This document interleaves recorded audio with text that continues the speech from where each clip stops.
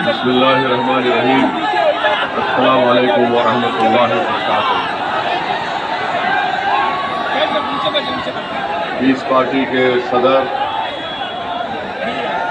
वो इस विधानसभा के प्रत्याशी मोहतरम जनाब डॉक्टर साहब, मेरे बड़े भाई, मेरे अजीज दोस्तों और बुजुर्गों, पीस पार्टी के तमाम जिम्मेदारान जो आज मंच पर बैठे हैं और आप तमाम हजरात जो हजारों की तादाद में निकलकर आज के इस जनसभा में शिरकत की है, मैं आपका शुक्रिया अदा करता हूं कि आपने अपना वक्त निकाला और यकीनन इतनी बड़ी तादाद में आपका यहां पर जमा होना इस बात का पैगाम देता है कि इंशाअल्लाह ताला 3 तारीख के दिन आप दोबारा डॉक्टर साहब को यहाँ से अपना विधायक बनाकर उत्तर प्रदेश की विधानसभा में भेजें।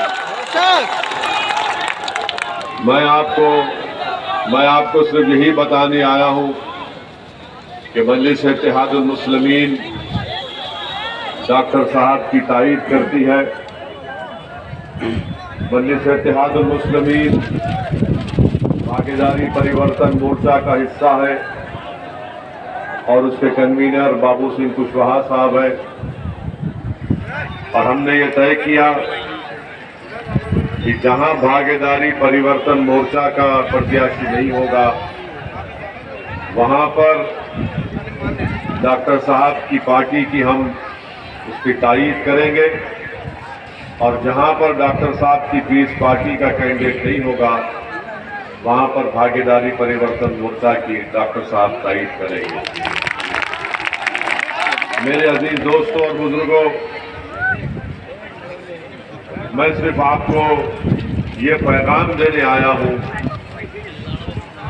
कि जब तक आप अपने नेता को नहीं मुंतखब करेंगे, कामयाब नहीं करेंगे, आपकी आवाज भारत की सियासत हो या उत्तर प्रदेश की सियासत हो, कोई आपकी आवाज को सुनने के लिए तैयार नहीं है। मैं आपको ये बताने आया हूं, इसकी मिसाल दे रहा हूं आपको। भारत की पार्लियामेंट में 540 की ऐवान है, 540 के करीब सांसद बैठते हैं। आपने देखा कि जब ट्रिपल तलाक का कानून मोदी सरकार बना रही थी तो किसने उसके खिलाफ आवाज उठाई? जब ट्रिपल तलाक का कानून 3 मरतबा लोकसभा को लाया गया तो किसने संविधान के दायरे में रहकर दलीलें देकर उस कानून की धज्जियां किसने उड़ाई? किसने ये बताया पूरे मुल्क को कि ये कानून मुस्लिम महिलाओं को और परेशान करेगा और उनकी बर्बादी का बाइस बनेगा?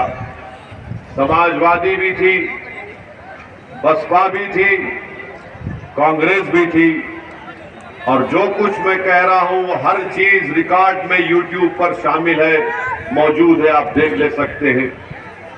जब CAA का काला कानून लाया गया तो CAA कानून के खिलाफ किसने कहा कि ये मजहब की बुनियाद पर बनाया गया कानून भारत के संविधान के खिलाफ है?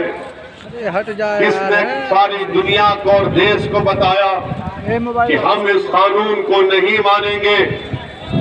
और किसने पूरे देश के उन गयूर नौजवानों को भारत की संसद से एक पैगाम दिया कि जिस तरह महात्मा गांधी ने उस वक्त के सफेद फाम हुकूमत के काले कानून को फाड़ दिया था, उसी तरह से दिल ओवैसी ने CAA के कानून को पार्लियामेंट में फाड़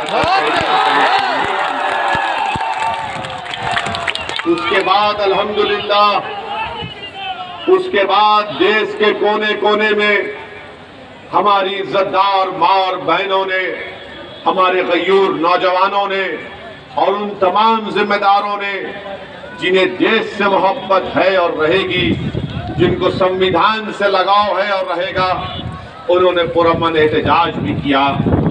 आज उत्तर प्रदेश की विधानसभा तड़प रही है कि एक ऐसे आदमी की आवाज को सुनने के लिए जो गरीब, मजलूम और पिछड़ों की आवाज को उठाएगा। आज उत्तर प्रदेश की विधानसभा के दरो दीवार इस बात को ढूंढ रही है कि कहां है वो आवाज जो गरीब और मजलूमों के इंसाफ का मुतालबा इस विधानसभा में करेगा। मैं आपको पैगाम देने आया हूं कि डॉक्टर साहब को कामयाब करिए। आपने पहले भी उनको अपने वोट और दुआओं से कामयाब किया था, आप दोबारा डॉक्टर साहब को कामयाब करिए ताकि उत्तर प्रदेश में ये जीत के जाएंगे इंशाअल्लाह। तो ये डॉक्टर साहब की इनफरादी कामयाबी नहीं होगी, ये आपकी कामयाबी होगी, ये मजलूमों की कामयाबी होगी, ये गरीबों की कामयाबी होगी, ये उन लोगों की कामयाबी होगी जिनकी जबानों को बंद कर दिया गया, ये उन लोगों की कामयाबी होगी जिनके बहते हुए आंख से आंसुओं को कोई नहीं देख रहा है, ये उन लोगों की कामयाबी होंगी जो ख्वाब देख रहे हैं कि मुझे भी हिस्सेदारी में हिस्सा मिलना चाहिए। इन लोगों की कामयाबी के लिए आपको डॉक्टर साहब को कामयाब करना है ताकि वो उत्तर प्रदेश की विधानसभा में जाकर गरीब और मजलूमों की लड़ाई को लड़ सके। आज उत्तर प्रदेश की विधानसभा में कई लोग तो जीत कर चले जाते हैं, सपा के नाम पर, बसपा के नाम पर, कौम के नाम पर, मगर जब कौम की बात आती है तो गूंगे, अंधे और बहरे बन जाते हैं। आज हमको गूंगे, अंधे और बहरों को वोट नहीं देना है, हमको उन लोगों को वोट देना है जो इन गूंगे, अंधे, बहरों का इलाज कर सके और डॉक्टर साहब इनका इलाज करेंगे। यकीनन मैं एक मुख्य मजलिस इत्तेहादुल मुस्लिमीन का मैं सदर हूं, मेरा ताल्लुक दूसरी पार्टी से है। अल्लाह बेहतर जानता है कि मेरा कोई इसमें मुफाद नहीं है, मेरा सिर्फ यही मुफाद है कि आपकी आवाज उत्तर प्रदेश की विधानसभा में डॉक्टर साहब के रूप में पहुंच जाए। मेरा इनसे कोई रिश्ता नहीं है, सुनो आप, मेरा इनसे डॉक्टर साहब से कोई रिश्ता नहीं है, मेरा इनसे कोई ताल्लुक भी नहीं है। हाँ, मगर एक रिश्ता है जो रब्बे करीम ने आपको हमको जोड़ दिया, मैं तुमको उस रिश्ते का डॉक्टर साहब कामयाब होंगे। डॉक्टर साहब जब कामयाब होंगे तो हारेगा कौन बताओ? जब डॉक्टर साहब कामयाब होंगे तो हारेगा कौन? कौन हारेगा? कौन हारेगा? डॉक्टर साहब अगर कामयाब होंगे इंशाअल्लाह आपके दुआओं से तो कौन हारेगा? ना सिर्फ वो बल्कि दौलतमंद के गुरूर, दौलत के गुरूर में जो शख्स डूबा हुआ है और ये समझ रहा है कि इन गरीबों के ईमान पर, जमीर को दौलत की बुनियाद पर खरीदूंगा, उसकी शिकस्त हो गई, उसकी हार होगी। और याद रखो, अगर कोई दौलत की ताकत पर ये कह रहा है कि मैं किसी का ईमान खरीदूंगा, मैं किसी का ज़मीर खरीद लूंगा, अरे तुम हमारी तारीख को नहीं जानते, तुम हमारी तारीख को नहीं जानते। हाँ, जो अबू जहल और अबू लहब और यजीद का साथी होगा वो दौलत पर अपना ईमान और अपना ज़मीर बेचेगा। जो हुसैनियत का परचम उठाए हुआ वो दौलत का ताकत के आगे सर नहीं झुकाएगा, नहीं झुका सकता है। दौलत को हराना है और अजमत को जिताना है। दौलत को हराना है और अपनी आवाज को जिताना है। आज लोग दौलत के सहारे चुनाव जीतना चाहते हैं, तो मैं उनसे कहना चाह रहा हूं कि तुम हमारी तारीख को भूल गए, तुम ताइफ और मक्का की तारीख को भूल गए। अरे हम उनके नाम लेवा हैं जिन्होंने कहा था कि एक हाथ में चांद और सूरज को भी दे दो तब भी हम राय हक से मुंह मोड़ने वाले नहीं हैं। याद रखो, डॉक्टर अय्यूब की लड़ाई और ओवैसी यहाँ पर आया है तो हक को कामयाब करने के लिए आया है, हक को गालिब करने के लिए आया है और बातिल ताकतों को शिकस्त दिलवाने के लिए आया है। तो आप दौलत को कामयाब करेंगे या अपनी आवाज को कामयाब करेंगे? आप दौलत को कामयाब करेंगे या अपनी इज्जत को कामयाब करेंगे? आप दौलत को कामयाब करेंगे या जमीर की बुनियाद पर डॉक्टर साहब को वोट देंगे? किसकी बुनियाद पर वोट देंगे? ये लोग आज पैसों के थैलियां लेकर आ रहे हैं, 2 साल पहले नजर नहीं आए जब CAA NPR का एहतजाज चल रहा था? अगर इतनी दौलत तुम्हारे पास है तो कहां की वो दौलत? तुमने कितने स्कूल, अस्पताल, तुमने कितने गांव में बिजली का इंतजाम किया? जो डॉक्टर साहब जब विधायक थे उन्होंने ये काम करवाया था। डॉक्टर साहब 2017 में नहीं जीते मगर वो हमेशा आपके दरमियान में रहे, हमेशा आपकी गम में, आपकी खुशी में शामिल रहे। मेरे अजीज दोस्तों और बुजुर्गों, एक पूरी मंसूबाबंद तरीके से साजिश की जा रही है कि जहां कहीं भी आवाज उठेगी सच्चाई की, मजलूमों के इंसाफ की, जालिमों को हराने की, तो तमाम दुश्मन एक होकर ये कोशिश कर रहे हैं कि आपकी आवाज को दबा दो, क्योंकि इनको मालूम उत्तर प्रदेश की 400 की विधानसभा में अगर एक डॉक्टर अय्यूब पहुंच गया तो इन सब की नींदें हराम हो जाएगी। इसीलिए इनकी हराम की दौलत को इस्तेमाल किया जा रहा है ताकि आपकी आवाजों को दबा दिया जाए।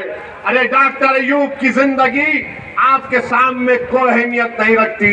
हम सब इस दुनिया में आए तो जाएंगे, मगर याद रखो कौन तुम्हारे लिए लड़ेगा, कौन तुम्हारी नाइंसाफी के खिलाफ आवाज बुलंद करेगा, कौन तुम्हारी हक को जताने के लिए सारी दुनिया के सामने कहेगा उत्तर प्रदेश की विधानसभा में कि खलीलाबाद की जनता हो, पूर्वांचल की जनता हो, उत्तर प्रदेश की जनता हो, मैं इन पर जुल्म को बर्दाश्त नहीं करूंगा। बताओ कौन तुम्हारी आवाज उठाएगा? असदुद्दीन ओवैसी इसी बात को समझते हुए, महसूस करते हुए मैं आपके दरमियान में आया हूं और मैंने डॉक्टर साहब से कहा, डॉक्टर साहब अगर जिंदगी बाकी रही तो इंशाअल्लाह ताला 24 में भी हम सबकी नींद हराम करेंगे। तो जो दुश्मन दौलत लेकर आ रहा है प्यारे, थोड़ी बचा के रख, 24 में फिर आएंगे हम। कहीं ऐसा ना हो कि डॉक्टर की मोहब्बत में तू खुद, तेरी दौलत खत्म हो जाएगी, मगर 24 में हम आएंगे। मेरे पास भी कोई दौलत नहीं है, मेरे पास भी कुछ दौलत नहीं है। लोग बोलते हो इसी के पास क्या है? मेरे पास ईमान की दौलत है। मेरा ज़मीर जिंदा है, मेरा ज़मीर जिंदा है और इंशाअल्लाह जिंदा रहेगा। मुझ पर गोलियां इसलिए चलाई गई ताकि मेरी आवाज को खत्म कर दिया जाए, क्योंकि जब देख लिए कि ये ताकत से डरने वाला नहीं है, जब देख लिए कि इख्तिदार से डरने वाला नहीं है, जब देख लिए इसको खरीद नहीं पाएगी, तो उन्होंने सोचा कि चलो गोलियों से इसको खत्म कर देंगे।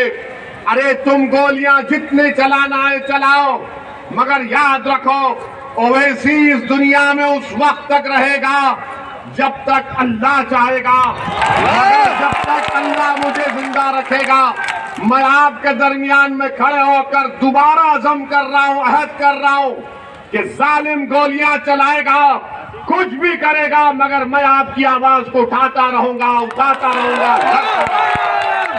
इसीलिए डॉक्टर साहब की कामयाबी में, डॉक्टर साहब की राह में, इनकी कामयाबी में कांटे बिछाए जा रहे हैं। डॉक्टर अय्यूब की कामयाबी में कांटे भिजाए जा रहे हैं। और याद रखो मेरे सवाल का जवाब तो आप, अगर पैर में कीला चुभ जाता है या कांटा चुभ जाता है तो कौन निकालता है पैर से कांटे को? कौन निकालेगा? आपको निकालना पड़ेगा ना। अगर आपके हाथ में कांटा कीड़ा चुभेगा तो आप क्या करेंगे? आप बोलेंगे इधर निकाल मेरा, नहीं बोलेंगे ना।